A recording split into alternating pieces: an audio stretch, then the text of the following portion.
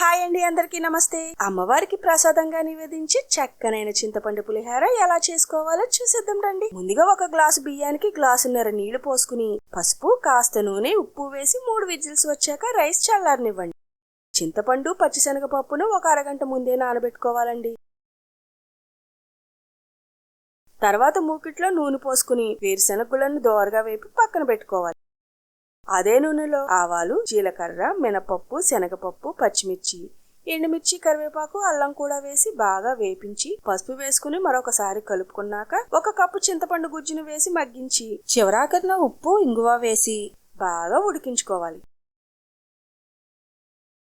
ఉడికించుకున్న రైస్ లో ఈ చింతపండు గుజ్జుని సరిపడా వేసుకుని బాగా కలుపుకుని వేపించిన వేరుశెనగ గుళ్ళు, కొత్తిమీర తరుగు వేసుకుంటే చాలండి. చింతపండు పులిహోర రెడీ అయిపోయింది. మరింత వివరంగా చూడాలంటే శౌర్యాస్ కిచెన్ లో ఫుల్ వీడియో ఉంది, చూసి వీడియో నచ్చితే లైక్ చేసి, షేర్ చేసి, సబ్స్క్రైబ్ చేసేయండి.